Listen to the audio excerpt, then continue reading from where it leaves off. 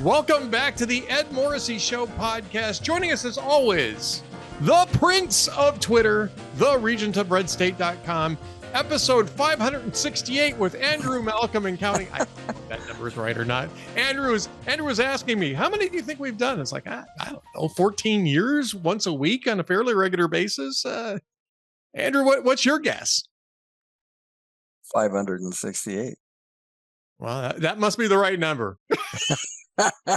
I don't know, but it's been a lot, and there's as far as I know, there's no divorce in the future. Nope, not on my part. I'm glad to hear not on your part either. So that's always good news.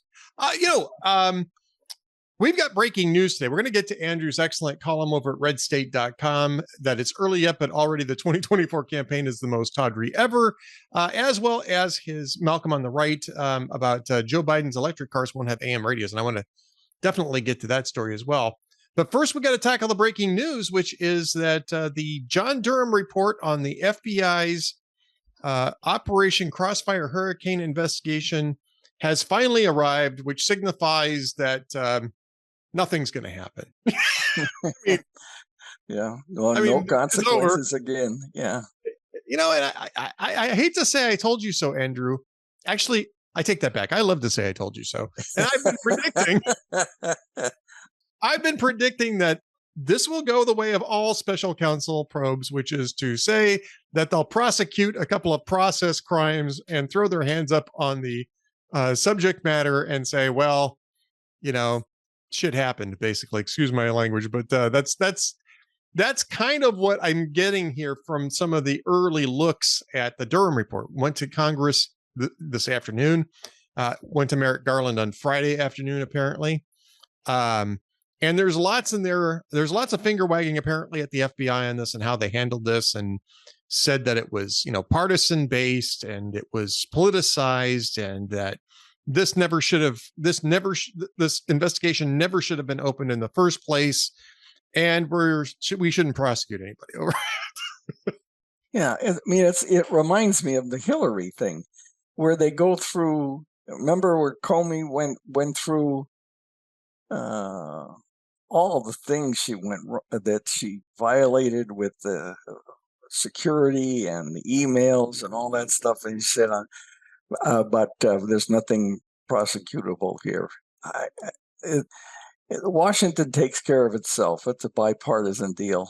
And nothing happened when people got killed in Benghazi, so I guess we shouldn't expect anything here. But clearly the FBI had a partisan agenda on this, and we're trying to smear Trump. It didn't work, fortunately, this time, but it almost worked. Well, I think it did work. I mean, I think it derailed the first 2 years of his presidency. It may have contributed to derailing his reelection effort. I mean, I think that the people who were arrayed against Donald Trump got at least some of what they were looking for in the end. It certainly predicated the first impeachment trial, or first impeachment, I should say. It wasn't on this basis, but it was sort of a consolation prize in terms of foreign collusion by going after a pretty stupid phone call between Trump and Zelensky, the type of which had never been considered actionable before. But because everybody was wrapped up in the hysteria over Russia collusion, and which turned out to be nonsense, this impeachment effort over the Zelensky call proceeded. And I mean, the Senate refused to convict and remove him. But I mean, it substantially worsened a political climate that was already getting substantially worse over the years, Andrew. Yeah, absolutely. And it continued the relentless ongoing effort to sully Trump. I mean, he's got enough to be disturbed about in some ways, but it's just relentless. I don't know how he handles it personally, but I think he probably likes it. Well, I think it fires him up, right? Yeah, I mean, I think that you know that's part of the issue is is how much of this is actually self-defeating in terms of people who oppose Trump. How much of this is actually self-defeating? Because we can take the CNN town hall as part of this, right? We'll talk a little bit about this as well.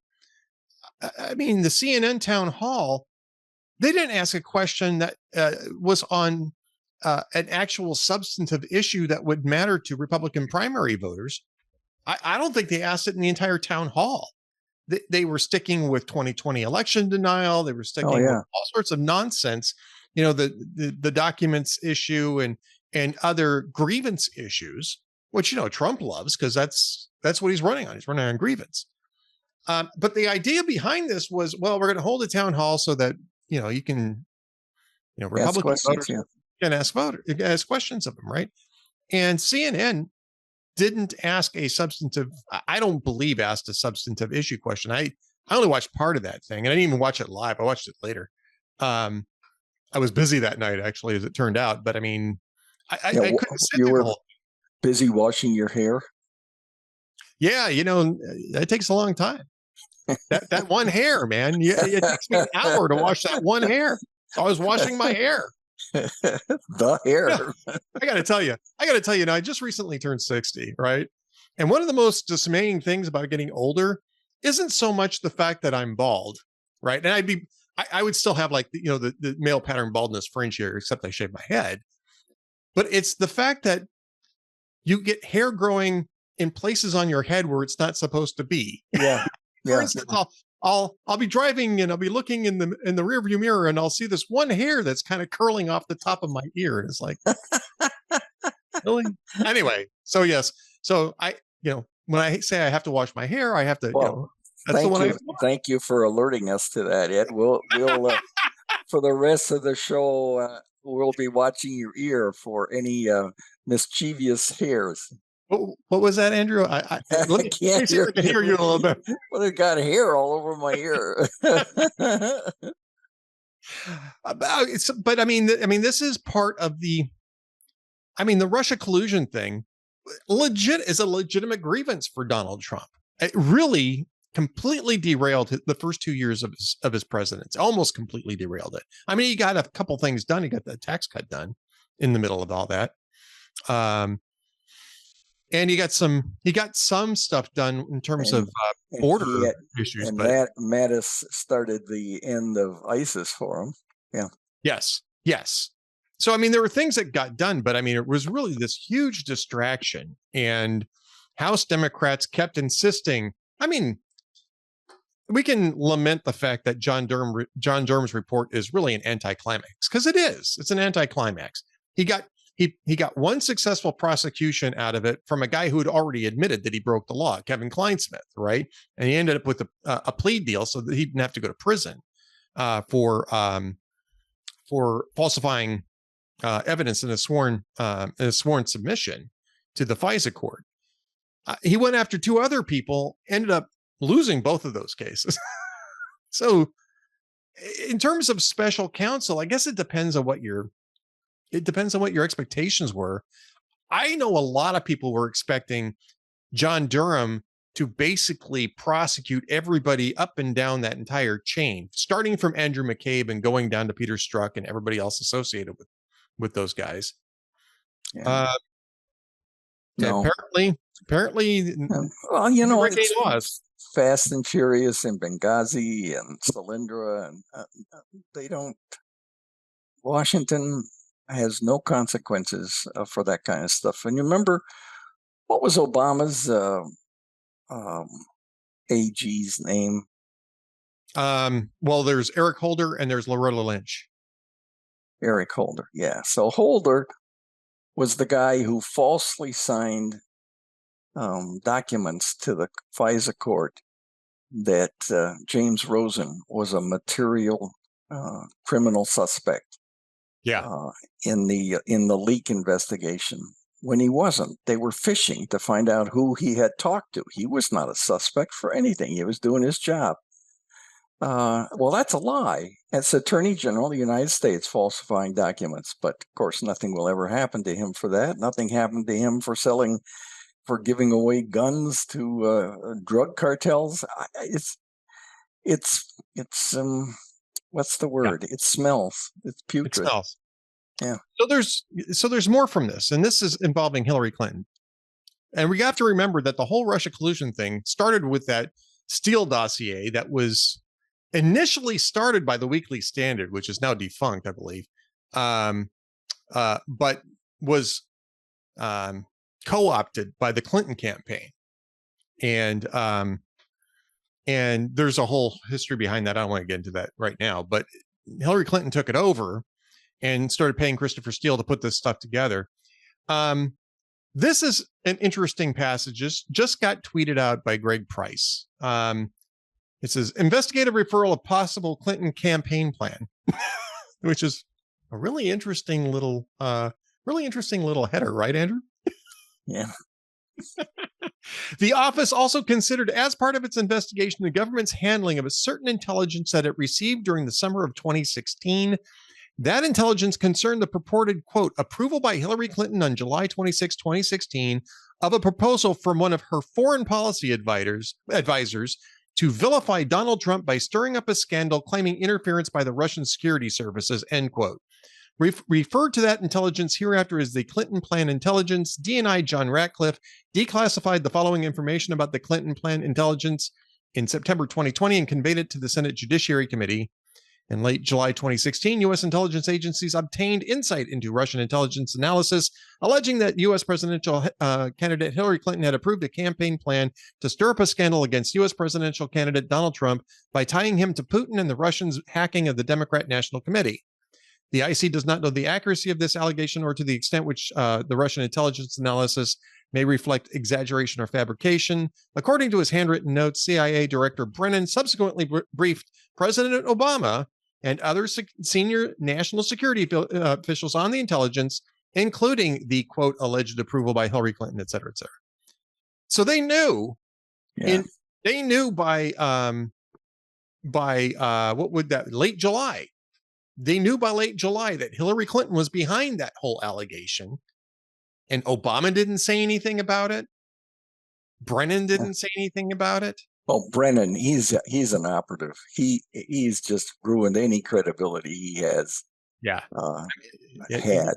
Yeah, complete scum. Just complete scum. Yeah. So everybody knew that this was a Clinton campaign operation. And yet everybody treated it as though it was, you know, a real open question. And that's including the media. They went along. Yeah. Yeah. Yeah. Well, that's the reason why I've been calling it the Protection Racket Media this week. I mean, you know, the House Oversight Committee holds a press conference to unveil allegations of money laundering and foreign policy influence by the Biden family. And not one single mainstream media, other than Fox News, not one single mainstream media carried that live, including C-SPAN, which, by the way, did not carry it live. Only Fox carried it live. Now, Fox has its own reasons for doing that, and I'm not going to argue that Fox is somehow some sort of unbiased, pure news outlet. But I find it very interesting that none of the rest of the media covered this. And after the fact, almost all of them ignored it, except the New York Times. And Andrew, do you know how the New York Times covered that presser? Republicans pounce. No, it was worse than that. Although that's bad enough. But you know, bearing in mind that they're talking about how $10 million got transferred through a labyrinth of 20 limited liability corporations in order to get payoffs to Hunter Biden and other, you know, Biden family members. This was how the New York Times covered this. It says House Oversight Report exonerates Biden.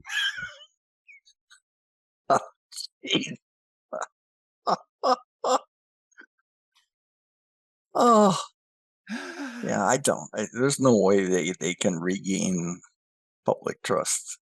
The whole media operations. It's a cabal. They did it with the laptop, and now they're doing it with this. The Lid blog did a compilation today of, I think it's 16 stories that the media has been ignoring consistently. Yeah. It's just pathetic. Oh, by the But way, we should mention that Jeff Dunnett's at Yed with Lid is the mastermind behind Lid Blog, and he did publish something over the weekend too, talking about his own health struggles and the reason why things have been a little slower at Lid Blog than it hasn't stopped, but it's been a little slower than usual. So, yeah, well, best wishes for him. Yeah, yeah, yeah. So, but at any rate, yeah. I mean, I'm trying to find the Tom Bevins. Yeah. Oh, here it is. I misspoke. Andrew, I misspoke, and I have to now share the screen with our viewers to issue my correction. It didn't say that the House Oversight Committee exonerated Biden. It's actually said this: House Republican report finds no evidence of wrongdoing by President Biden. After months of investigation and many public accusations of corruption against Mr. Biden and his family, the first report of the premier House GOP inquiry showed no proof of such misconduct. oh, Not even curious about how $10 million got filtered through, people like the Chinese intelligence front CEFC to Hunter Biden and some other Biden family members through 20, count them 20 limited liability corporations. But there's everybody's there's no evidence of wrongdoing. No, he's free. Well, wasn't it who was it Joy Reid who said and was asking Biden about that? But of course, you're free and clear. Well, was that Stephanie? Huh? I think that may have been Stephanie Rule. I think it was Stephanie Rule. Yeah. It's MSNBC though. Both ways it's MSNBC, but I believe it was Stephanie Rule that did that. You're right. Yeah. It was. Yeah. I mean, again, Protection Racket Media. That's what that is. That's a great moniker. I think. Yeah, I'm getting more and more cynical as I go along about this. I mean, well, that happens at 60. Is that the equivalent of a hair growing out the top of your? No, it's just that you've seen so much by the time you're 60. Now imagine how much it is by 70. Holy smokes, you'll be simmering cynicism. I'll be out in my front lawn shaking my fist at the clouds. Get off my lawn. Damn you, clouds, damn you. All right, well, let's change topics because I want to get to your column here. I want to make sure we leave enough time for your column and also your Malcolm on the Right. So it's early up, but already the 2024 campaign is the most tawdry ever. Well, that's going a ways. No, seriously. Well, I mean, look at it.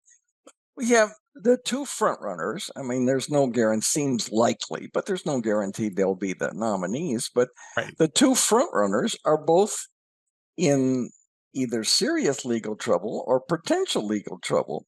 And I suppose if you can think that somehow the media or his own Justice Department will save Biden, but he's facing these investigations, these suspicious activity reports, the Hunter Biden problem, and then all of Trump's problems. And he's appealing the sexual abuse verdict from the jury. So that'll keep that in the news. And then there's the Georgia case. And the Supreme Court, I see, is taking up the argument over his Washington hotel. So, I mean, he loves it, I guess. It's good because he can fight back. But, there's a reason why the mob doesn't sue newspapers for calling them the mob, because they don't want a lot of news coverage that they're a criminal syndicate. Yep. Oh, yeah, go ahead. I just wanted to. So I wanted to pull together all that stuff. When you think about it, we have, I don't think, certainly in modern history, but I don't think in our earlier history that there have been two candidates in such legal trouble. And one of them may like it, but I mean, the voters are going to decide in the end. And I know polls are saying that Trump's ahead of Biden in some cases, but boy, I don't know. I was having this discussion earlier today too, which is first off, polling or surveys and this type of thing. This early in a race are I mean, it's great fodder for blogging. Don't get me wrong. One of the nice things though about being the shifts that I've made so that I'm more oriented towards this type of stuff, the podcast type of stuff and interviews. And, the microblogging I do in the headline sites is I don't feel the need to cover the polls very often. There's just, it's sort of noise. But I think we need to remember that, John McCain was the front runner in the 2000 race, right? Yeah. And Mitt Romney was Mitt Romney ended up with the nomination, but I mean, the person who's the front runner before the thing starts usually ends up not getting the nomination. Right. Richard Gephardt. Thank you. Newt Gingrich. I mean, you're absolutely right, which is why I think it says early in the headline, but it's still not fun. I think it's important to keep these things in mind because the media, as we just talked about, will glide over this stuff. I mean, they'll focus on Trump's legal problems, but they'll just glide over anything with Biden. And besides the legal problems and his son's problems and the child support and all that tawdry stuff with Biden, there's his health. And there's a pretty strong consensus, at least in the polls that I've seen, that he's not up to being president. And you don't recover from dementia. No. And I think that's going to be more and more apparent as we're going along. And I think it's one reason why we do have a Protection Racket Media is because they're trying to keep people from asking questions about that. Yeah. Absolutely. And that's one of the reasons, not the only reason, by the way, but that's certainly one of the reasons they're trying to shut down that type of inquiry, that type of discussion.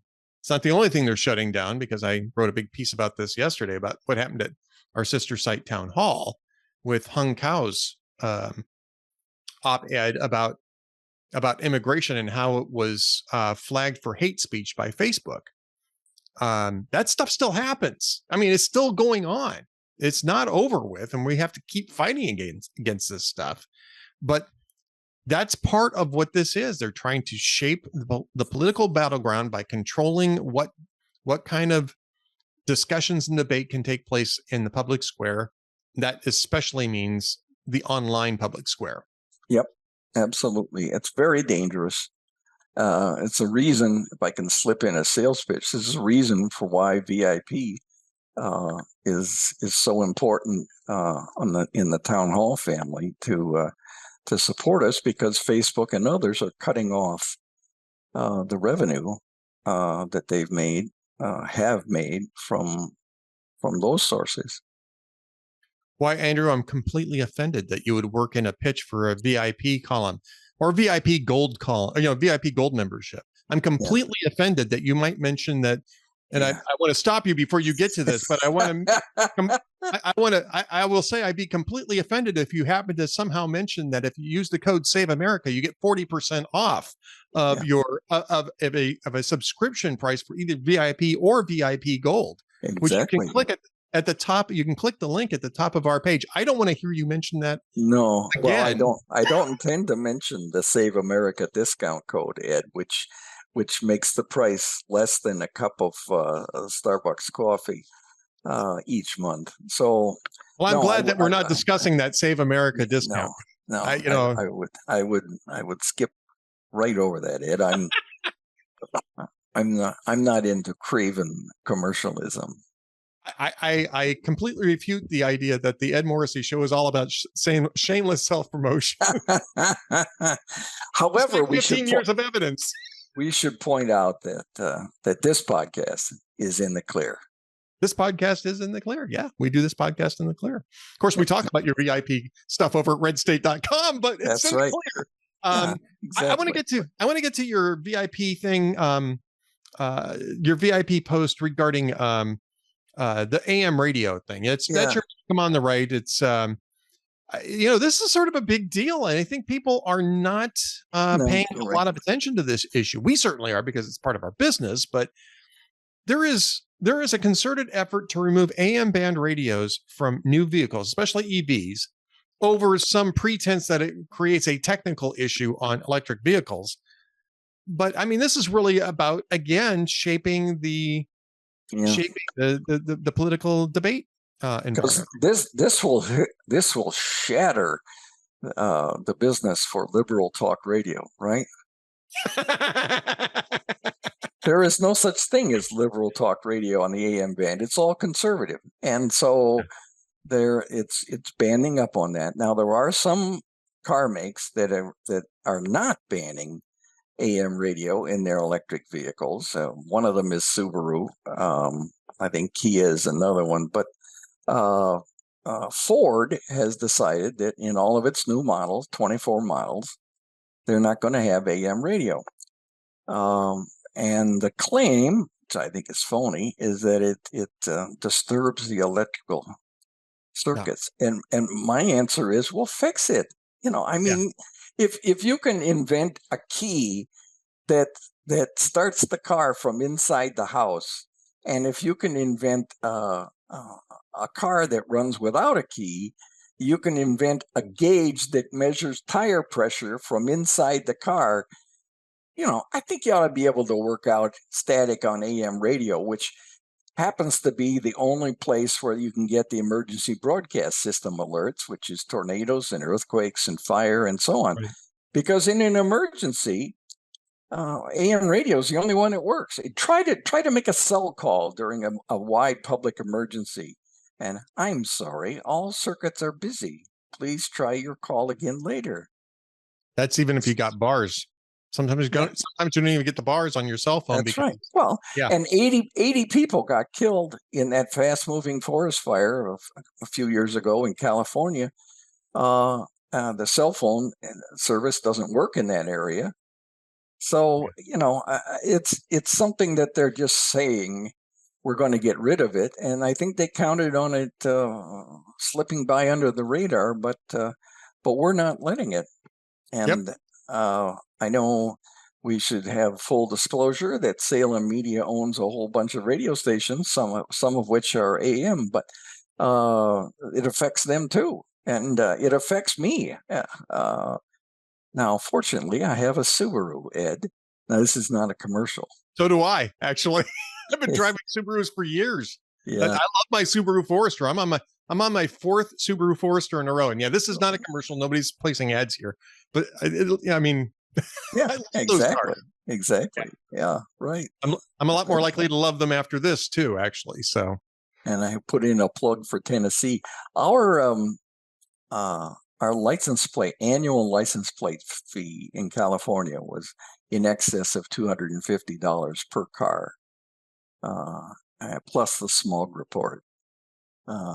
About in Tennessee, we got last month or the month before, we got the bill for 2 cars, and the total for 2023 was $10 for 2 cars.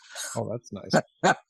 I haven't had to renew one in Texas yet. I've been here 2 years, but Subaru cut me a deal. Not to do Subaru commercials, but Subaru cut me a deal to bring in my previous lease early because they were looking for used cars, right? Yeah, right. Subaru. There was a lot more profit.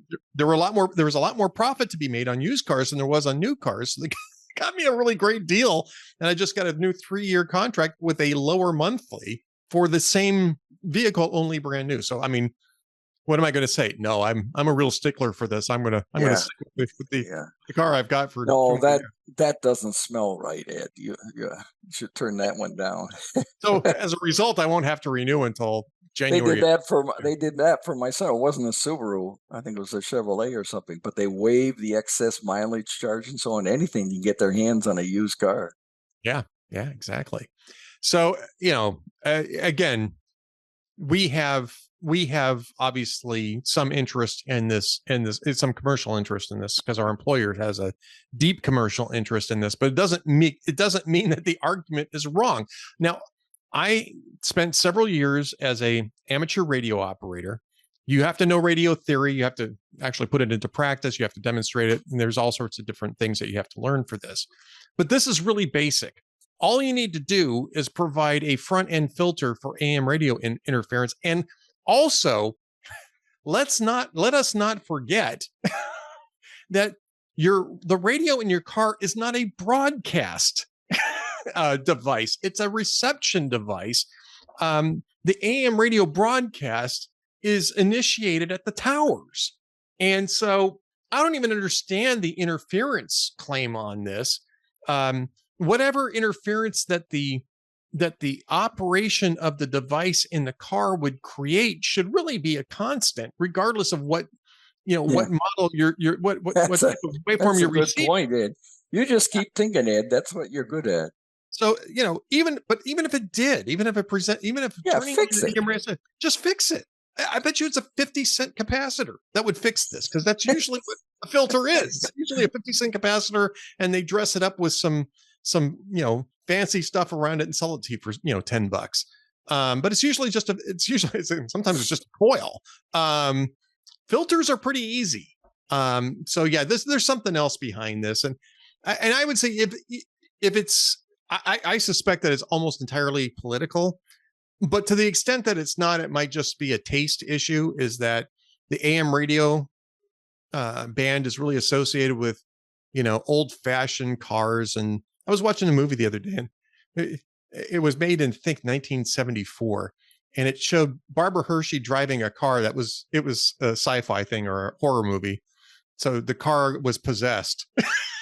But she's punching up the stations on the AM radio dial. And I'm saying that's the reason why, that might be part of the reason. It's just a taste issue. Oh, it's AM. And eventually be FM too. They'll just kill it all. Yeah. And broadcast and make you go to satellite. Yeah. Right. Yeah. Exactly. Right. Force you into satellite radio, force you into subscription radio. So, I mean, consumers really should stand up and say, that's not what we want. There's no reason to get rid of this. There's no reason not to have that reception in our cars. And we're not going to put up with it. So Barbara Hershey didn't have 50 cents for a capacitor filter. Well, apparently not, because the ghost was slamming down her accelerator and she's careening through the intersection. Oh, that's terrible. I think it was called the Entity. It may have been a little later than 74. It might have been like 80 or 81, but the cars looked like they were from the early 1970s. So, somebody the other day mentioned 20 years ago. And I thought, oh, yeah, in 1980. But no, 20 years ago was in this century. My mind is still built on the 1900s. Yeah. Oh, my goodness. Yeah. Yeah. Well, yeah. And what was that thing about the hair growing out of my ear? I forget what I was saying about that. But yeah, right, exactly. It seems of a piece. All right. Well, we're just about at the end of our podcast, but as always, we got to have some jokes. I hope so. I hope you have some. I've only got a couple. I've got a couple. So you give me a couple, I'll give you a couple. These are all old now. This Conan O'Brien, he says, now word out that Barack Obama sometimes ate dogs as a child in Indonesia. On the plus side, Obama is polling very well among cats. And this one from Jay Leno, which is a golden oldie or evergreen, whatever you call it. The White House chef personalizes the meals when President Obama and Vice President Biden have their weekly lunch together. Biden's lunch always comes with a toy.